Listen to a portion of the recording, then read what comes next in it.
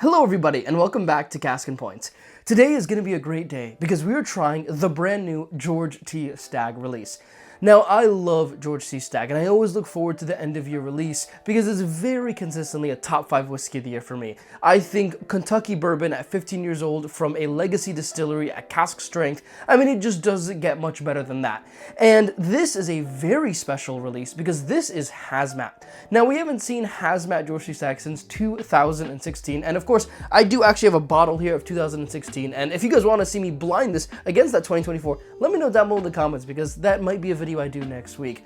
But George T Stagg used to have a lot more hazmat. So it began in 2002 and in 2003 it was the first ever hazmat. So 2002 was a 137 proof and then 2004 it didn't have a hazmat and then from 2005 all the way through 2012 every single vintage was hazmat. So I'll put all those proofs on your screen right now and just an amazing streak of George T Stagg. People always say this was the glory years of Kentucky bourbon and George T Stagg was just truly exceptional whiskey. And then in 2013, they released the first ever non-hazmat in a very long time. And then we didn't see another hazmat again until 2016 with a very impressive 144 proof, the second highest ever after 2007, which I actually recently did a review on, so go check that out if you haven't already.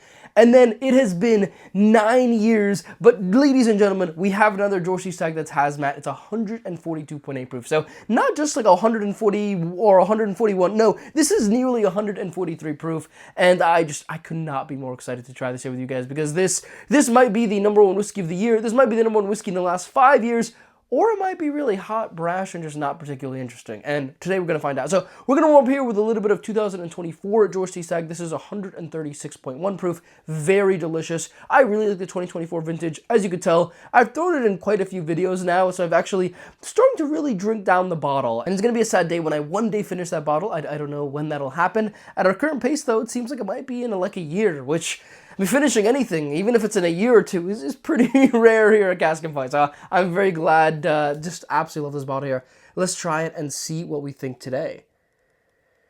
Yeah, on the nose, I mean, it's just cherry candy galore. Rich, musty oakiness to it. There's definitely some of those baking spices, cinnamon, nutmeg. There's a nice like berry note as well that I get on 2024. It's just so good. I mean, and that fruitiness, like, it's not just a typical, like, cherry. It's, like, a deep, rich, like, maraschino cherry candy to it. Like, it's just really, really rich, decadent flavors. Of course, vanilla, caramel all over this as well, with just a great, great oak structure. That is good Kentucky bourbon right there. Let's take a sip.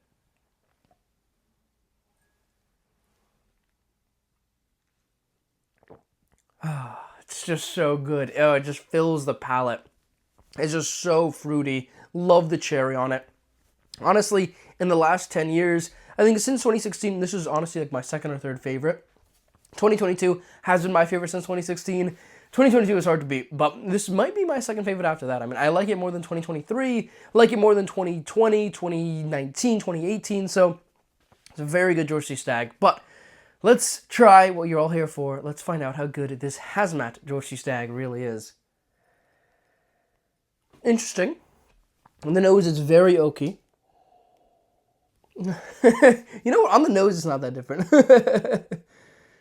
This definitely get a little bit more fruit, and no, this is a neck pour. This bottle came in today. I want to do the review immediately for you guys. I will give it a few days, and then we'll revisit it again in a week, maybe in some sort of blind. Like I said, maybe we'll do the 2016 or whatever. Let me know down in the comments exactly what you guys would want to see, but I can definitely tell the oak is still a little bit tighter. Now, I have been airing this out for about 30-40 minutes, so it's going to get as much air as it's going to get today, but I know that sometimes these George T Staggs do take a few days, few weeks to really open up.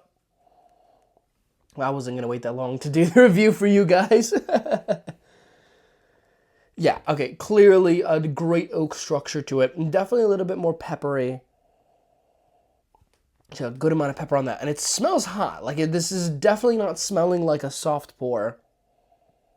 It definitely has the caramel, the vanilla, the baking spices on it. It's pretty similar to the 2024. I think the 2024, slightly fruitier on the nose. Definitely a little bit lighter on the nose. This one's definitely a little bit oakier, hotter, but so far it's pretty promising. Let's take a sip.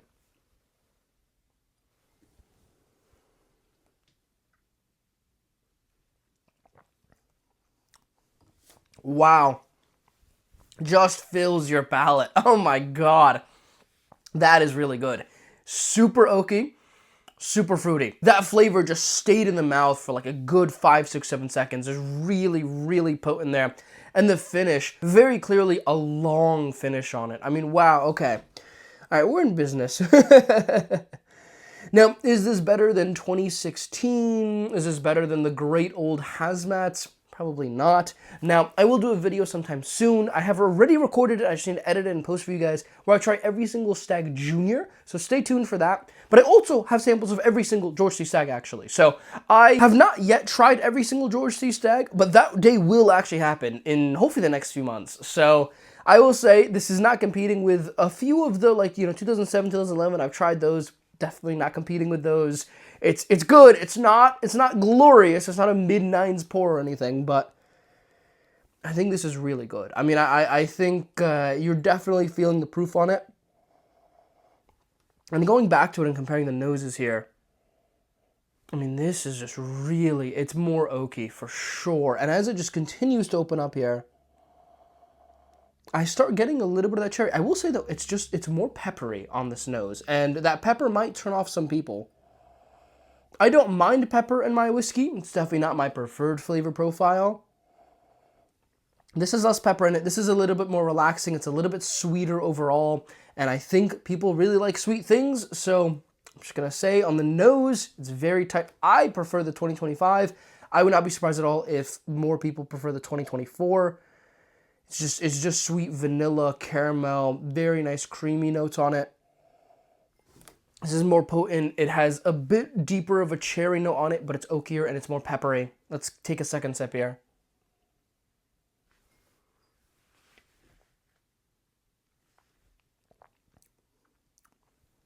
That's a great whiskey. I will say, oak, pepper, cherry. That's really what I'm getting off of this. It's very clearly a George T Stagg. Is it absolutely blowing me away? I mean, it's really good. It's George T Stagg. I will say this is closer than I was hoping it would be. I was hoping that this would just very clearly beat the 2024, but that 2024 is a very good vintage of George T Stagg. Like I said, it's probably my second favorite in the last 8 years or so. So very, very good. Tough to beat. But the question is really, is this worth paying any sort of premium for in the George T Stagg world? Because this on the secondary market actually started out at about $1,250 and has just gone down, but it's still like $1,050. And honestly, because it's hazmat, I'm not expecting this is ever going to drop below like maybe $900 on the secondary market. It's just, you don't see cheap prices for George T Stagg ever.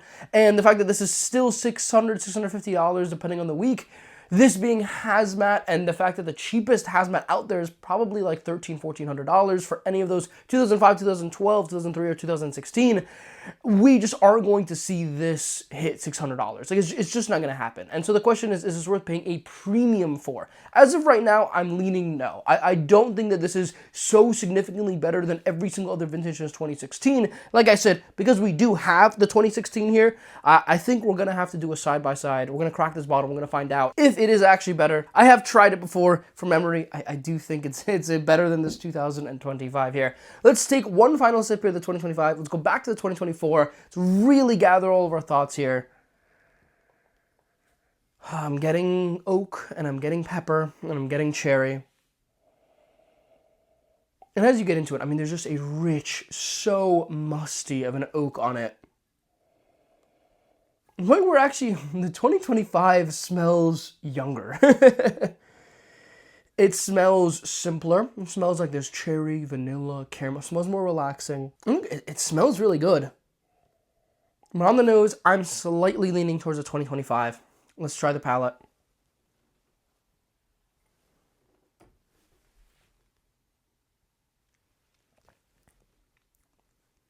It's hot. It's hot. It's oaky, pepper, cherry. These are the notes that you really enjoy. I think you're going to absolutely love that. I do suspect this might change a little bit over the course of the next few weeks, so we will revisit it again in a video. We will see how much it changes. But I will say, on initial impressions here, and initial impressions means initial impressions, I do think it is very good. I do not think it is worth paying $400 more than the 2024 here. But let's just go back to the 2024 just to remind us how good it really is.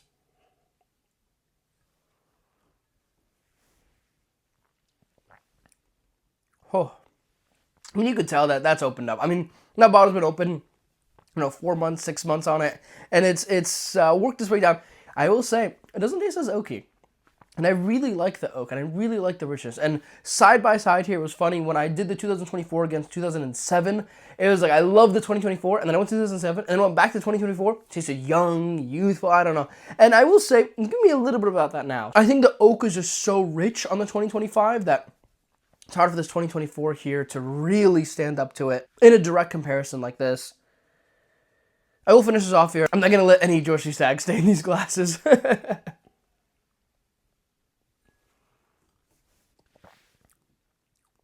All right, that to me is an 8.8. I think it's very consistently an amazing pour of whiskey. For $600, I'm very happy with it. This 2025, I do like it slightly more. I do think you have to realize it is drinking hotter. And George T Stagg already drinks pretty hot. It's drinking hotter, but I think the oak on it is richer. I do think there's some pepper on it. If pepper typically turns you off from whiskey, you might not absolutely love it. Cherry is really deep and rich on it. I am leaning towards 2025 as my preference in this video. I'm going to go ahead and rate that a 9.0. Do think it is better than 2024. I do not think it is worth paying a significant premium on. I think it's very comparable to the 2022, and I'm going to really have to do a side-by-side to figure out which one I like there. I think as of right now, I might lean slightly more towards the 2022. So in the last few years, it would be 2022, then 2025, then 2024, then probably like 2020, and then maybe 2018, stuff like that. So overall, a very good George T Stagg, and if we could look past the proof and just say how good is that as a George T Stagg, I think we should be happy with it. I think if we're looking at that as that's a $1,000 bottle, that's tough. I think if this one is 600, this one should be like 700. I think like that's really the difference that I see there. I don't really think it's worth that much more than that. But anyways, I hope you all enjoyed the video. I hope you all learned something. I hope you have a lovely rest of your day, and I'll catch you all in the next one.